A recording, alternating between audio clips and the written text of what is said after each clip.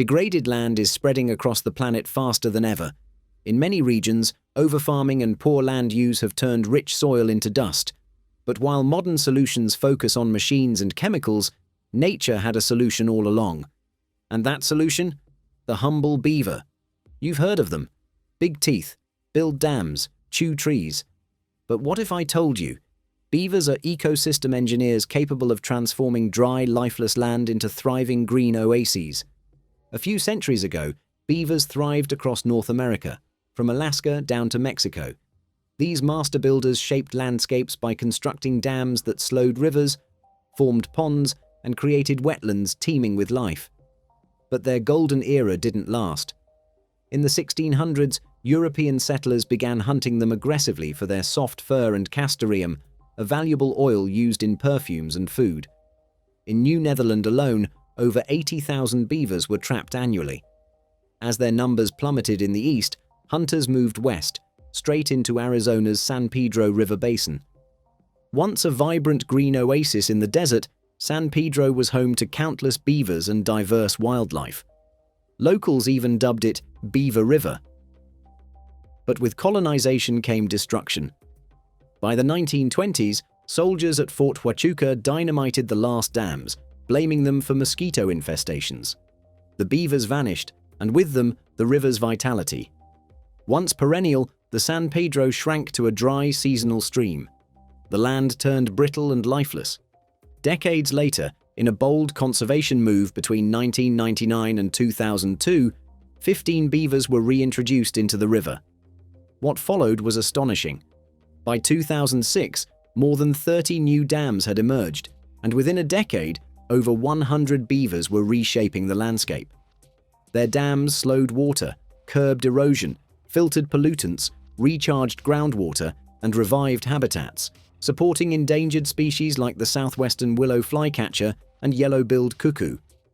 Scientists now call beavers keystone species, organisms whose influence far outweighs their population size.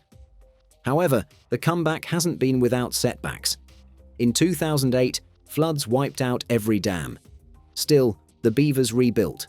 In 2019, numbers dropped again, possibly due to predators or illegal hunting. By 2024, the population hovered around a dozen. A major threat? Cattle.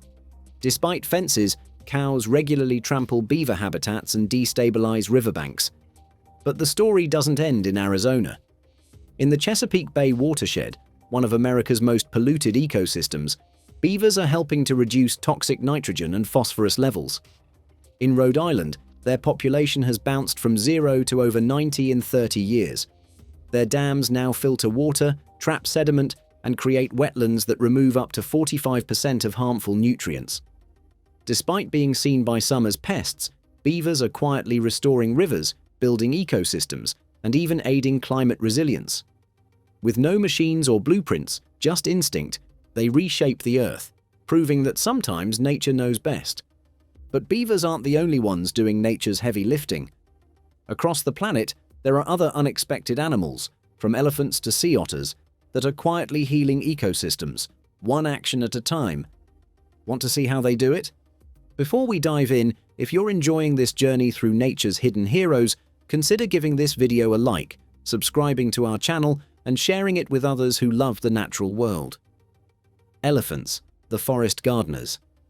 Elephants are more than just majestic creatures roaming the wild. They're vital ecosystem engineers, often called the gardeners of the forest. Their movements and feeding habits shape entire landscapes, especially in tropical forests across Africa and Asia. These gentle giants push through dense vegetation, knock down small trees, and trample shrubs. While it may seem destructive, this behavior actually helps the forest breathe. By opening up the canopy, sunlight can reach the forest floor, allowing new plants to grow and creating space for other species to flourish. But elephants don't stop at landscaping. They're also expert seed dispersers. Each day, they consume a wide variety of fruits, plants, and bark. As they travel long distances, sometimes up to 60 kilometers a day, they defecate seeds along the way. These seeds are often dropped in rich, fertilizing dung, helping new plants sprout in fresh locations. In fact, Some plant species can't germinate unless their seeds first pass through an elephant's digestive system. That means entire forests depend on elephants not just to survive, but to grow. Their impact doesn't end with plants. The trails elephants create through dense forests become natural highways used by everything from deer and wild boars to big cats and birds. These corridors help connect fragmented habitats and maintain ecological balance. Unfortunately, elephant populations are under threat from poaching, habitat destruction, and conflict with humans. And as elephant numbers decline, so does their ability to support the forests they've helped shape for millennia. Scientists warn that without elephants, forest biodiversity will suffer, plant regeneration will slow, and ecosystems will become more vulnerable to climate change. So the next time you see an elephant push over a tree, don't think of it as damage. Think of it as rewilding. Because in their own powerful way, elephants are helping keep the planet alive.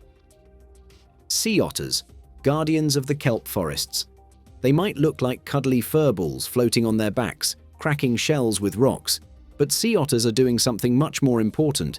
They're saving underwater forests. Specifically, kelp forests, which are often called the rainforests of the sea. Kelp forests grow along cold coastlines, especially in regions like the Pacific Northwest. These towering underwater plants provide shelter and food for countless marine species.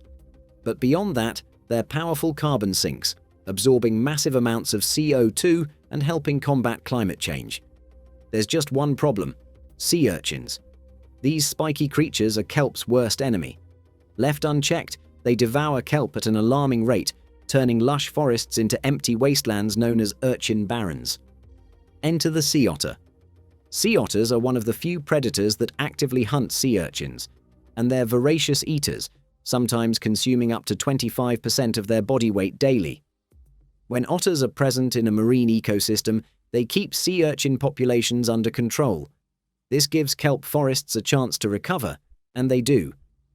In places like Alaska and British Columbia, the return of sea otters has triggered an explosion of life. Kelp forests have bounced back, and with them, fish, crabs, seals, and seabirds have all returned in greater numbers. And there's another benefit. Because kelp grows quickly and stores carbon efficiently, thriving kelp forests mean better carbon capture. One study suggests that fully restored sea otter populations could help kelp forests absorb up to 12 million tons of carbon, the same as taking 2.5 million cars off the road. So while they may seem small, sea otters are ecosystem superheroes. They're restoring balance, boosting biodiversity, and even helping cool the planet. All that, and they still have time to be adorable. Wolves, the Yellowstone chain reaction. By the mid-20th century, wolves had vanished from Yellowstone National Park. Hunted by humans and eliminated through government programs, they were seen as dangerous pests that threatened livestock and game. But their removal triggered an unexpected unraveling of Yellowstone's ecosystem, until 1995, when wolves were finally reintroduced. What followed is now one of the most iconic ecological stories ever told, a trophic cascade where the return of one apex predator sets off a chain reaction across an entire ecosystem. Without wolves, elk populations exploded. With no natural predator, they overgrazed open meadows and riverbanks, stripping young willow, aspen, and cottonwood trees. This decimated habitats for birds, insects, and beavers. Riverbanks eroded, biodiversity plummeted. But when wolves returned, everything began to shift. Elk numbers dropped, but more importantly, their behavior changed. No longer lingering in vulnerable open areas, they began avoiding valleys and riversides. This gave the overgrazed plants a chance to regrow. As vegetation returned, so did the animals.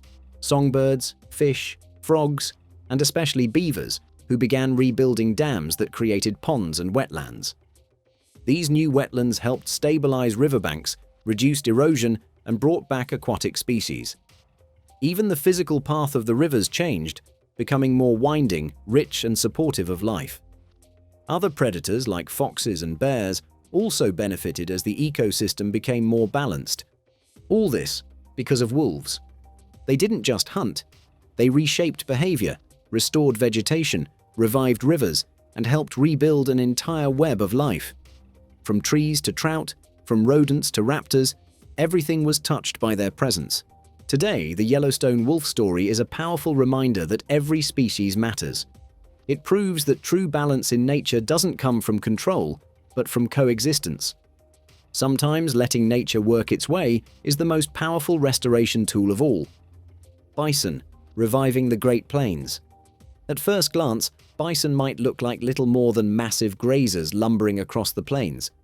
But beneath their shaggy hides lies a powerful ecological force, one that's helping revive some of the most endangered ecosystems in North America. Once roaming in herds tens of millions strong, bison were nearly wiped out in the 19th century due to overhunting and colonial expansion. By the late 1800s, fewer than 1,000 remained. But the collapse of bison populations didn't just affect the animals themselves, it threw prairie ecosystems into disarray. Grasslands, which had evolved for millennia alongside bison, began to degrade. Then came a shift. Rewilding efforts in places like South Dakota, Oklahoma, and parts of Canada began reintroducing bison to conservation lands. And with their return came unexpected revival. Unlike cattle, bison graze in constant motion, never lingering too long in one spot. This roaming style helps grasses regenerate, boosts plant diversity, and prevents overgrowth. Bison even prefer fast-spreading or invasive species, giving native grasses room to thrive. Their hooves churn the soil as they walk, loosening compacted earth and allowing seeds to take root. Their dung isn't waste. It's a natural fertilizer and mini ecosystem, attracting insects that feed birds and small mammals. And then there's wallowing, a favorite bison habit where they roll in the dirt to create shallow pits. These wallows collect rainwater, becoming temporary wetlands that support amphibians, insects, and other wildlife. Bit by bit, these actions transform worn-out landscapes into vibrant prairies teeming with life, from pollinators to predators. Bison aren't just survivors of near extinction, they're restorers of balance, massive thundering agents of biodiversity whose every step helps heal a landscape in quiet, powerful ways. In the battle to save the prairies, bison are more than iconic, they're essential. Whales, the ocean's floating fertilizer machines. When we picture whales, we often imagine them gliding peacefully through deep blue waters or breaching majestically into the air. But beyond their beauty and size lies a surprising truth. Whales are vital to the health of our oceans and the planet's climate. And their secret weapon? Poop. Yes, you read that right. Whales, especially giant baleen species like humpbacks and blue whales, feed deep beneath the surface, feasting on krill, squid, and small fish. After diving and feeding, they return to the sunlit surface layer of the ocean where they release nutrient-rich feces. This waste is packed with iron, nitrogen, and other key elements that are scarce in the upper ocean. These nutrients fuel the growth of phytoplankton, microscopic plant-like organisms that float in the ocean. Phytoplankton are the unsung heroes of Earth's biosphere. Like land plants, they photosynthesize, absorbing carbon dioxide and releasing oxygen. In fact, they produce over 50% of the oxygen we breathe and form the base of the entire ocean food chain. This nutrient recycling process, known as the whale pump, helps fertilize phytoplankton blooms, which not only support marine ecosystems but also capture massive amounts of atmospheric CO2. Scientists estimate that a single great whale indirectly supports thousands of pounds of phytoplankton annually, and the carbon these tiny organisms sequester can total tens of tons per whale each year. Even in death, whales contribute. When a whale dies and sinks to the ocean floor, its body becomes a whale fall, feeding deep-sea organisms for decades and locking away carbon in the seafloor. Unfortunately, industrial whaling decimated global whale populations over the past 2 centuries. Blue whales, once numbering in the hundreds of thousands, remain endangered today. But conservation efforts are slowly bringing them back. The big picture? Whales aren't just ocean wanderers, they're living climate machines. By feeding, pooping, and simply existing, whales help stabilize ecosystems, fight global warming, and keep Earth breathing. They are living proof that sometimes saving the planet starts with saving the creatures that quietly keep it in balance. Termites, the master architects of the soil. When we hear the word termites, most of us think of destructive insects gnawing through furniture or wooden homes. But in the wild, particularly in the arid landscapes of Africa and Australia, these tiny creatures are actually environmental powerhouses. Termites are nature's soil engineers, quietly transforming barren land into thriving ecosystems. In dry regions where water is scarce and the climate unforgiving, termite colonies construct enormous mounds, sometimes over 3 meters tall. These aren't just nests, they're carefully engineered structures that regulate temperature and humidity inside, allowing termites to survive in extreme heat. But their influence extends well beyond the mound. For starters, termite mounds act like natural water towers. The insects dig deep tunnels that reach underground moisture, which they bring up to the surface. The soil around the mound becomes more humid, encouraging vegetation growth, even during droughts. In fact, you'll often see termite mounds as green oases in otherwise brown, dry terrain. But the real magic lies underground. As termites break down plant material and mix it into the soil, they enhance its fertility. Their activity aerates the ground, enriches it with nutrients like nitrogen and phosphorus, and improves its ability to retain water. This creates perfect conditions for grasses, shrubs, and trees to thrive, drawing in herbivores, birds, and predators. Farmers in parts of Africa even plant near termite mounds, knowing these spots yield stronger, more resilient crops, especially during dry seasons. Termite mounds also host a mini jungle of biodiversity. Inside, they house beetles, fungi, ants, and more. Outside, they become shelter for snakes, lizards, and small mammals. Even more fascinating. From above, termite mounds appear evenly spaced across the landscape, forming a natural grid that helps regulate resource distribution and slow desertification. Small as they are, termites are quietly keeping fragile ecosystems alive, one mound at a time. Oysters, nature's living water filters. They may not move, roar, or reshape rivers, but oysters are among the ocean's most powerful ecosystem engineers. These modest shellfish are quietly transforming polluted coastlines and helping restore marine habitats, one gulp of seawater at a time. Their greatest strength? Filtration. An adult oyster can filter up to 50 gallons of water per day. As they feed, they pull in water, trap particles like algae, nitrogen, phosphorus, and even industrial pollutants, then release clean water back into their environment. In a healthy reef made up of thousands or even millions of oysters, this becomes a natural water purification system working around the clock. Nowhere is this more vital than in places like Chesapeake Bay, once choked with pollution from urban runoff, agriculture, and overfishing. After oysters were nearly wiped out, restoration efforts began in earnest. Today, oyster populations are being revived, and with them, the health of the entire bay. But oysters don't just clean water, they also protect coastlines. Their dense reef structures absorb wave energy, reducing erosion and buffering storm surges. This is especially critical as sea levels rise and hurricanes grow stronger due to climate change. Beyond filtration and shoreline defense, oyster reefs are vibrant marine neighborhoods. Their rough shells and clustered formations provide shelter for shrimp, fish, crabs, and countless other species. Many commercial fish depend on these reefs for breeding and nursery grounds. In places like New York Harbor and the Gulf of Mexico, community-driven efforts like oyster gardening and large-scale projects like the Billion Oyster Project are turning empty waters into thriving ecosystems again. They don't move. They don't make a sound. Yet oysters are some of nature's most effective healers, cleaning water, building habitat, and fortifying coastlines. In their silence, they're saving the seas. Prairie dogs, grassland guardians. Often dismissed as pests, prairie dogs are in fact vital engineers of North America's grasslands. These small, burrowing rodents play an outsized role in shaping, maintaining, and revitalizing prairie ecosystems, both above and below the surface. Beneath the ground, prairie dogs dig vast networks of tunnels, forming what are often called prairie dog towns that can stretch for miles. These burrows do much more than provide shelter. They aerate the soil, increase water infiltration, and boost nutrient cycling. As a result, native grasses grow stronger, deeper, and more resilient, which helps reduce erosion and maintain soil health. Above ground, prairie dogs act like natural landscapers. Their constant grazing trims invasive plants and keeps vegetation in check, allowing a diverse array of native grasses and wildflowers to flourish. This grazing behavior creates better foraging conditions for other herbivores and provides ideal habitats for pollinators, birds, and insects. But the most surprising part? Over 130 species benefit directly from prairie dog activity.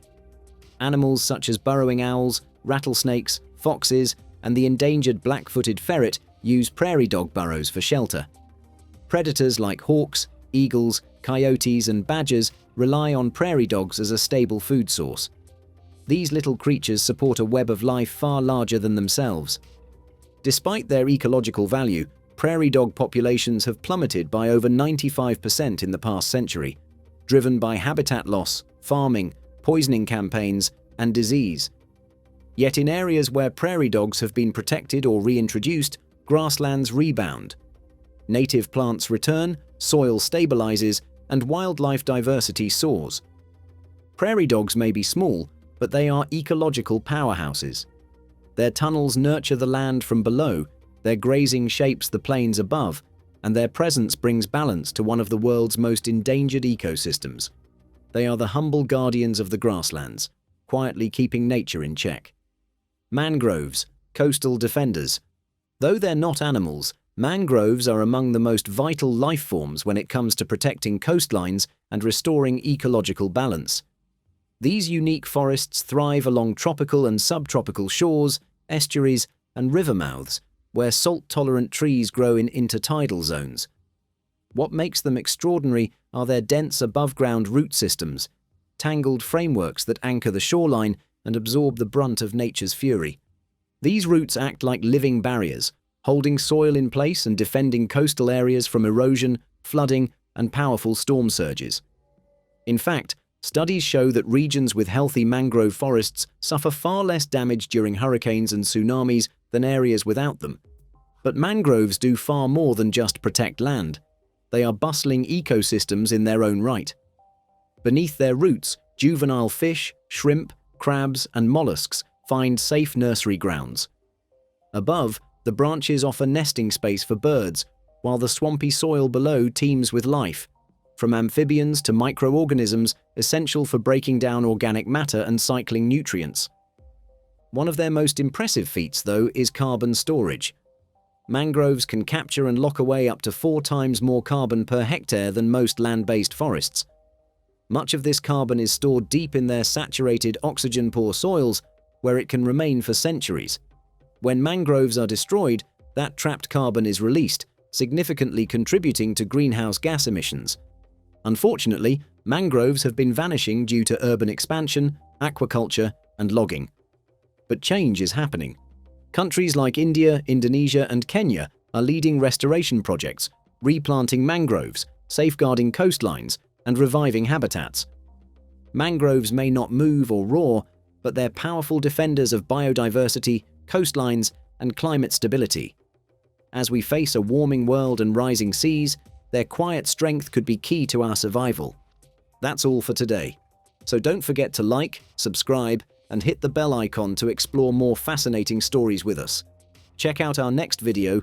We promise it's just as mind-blowing.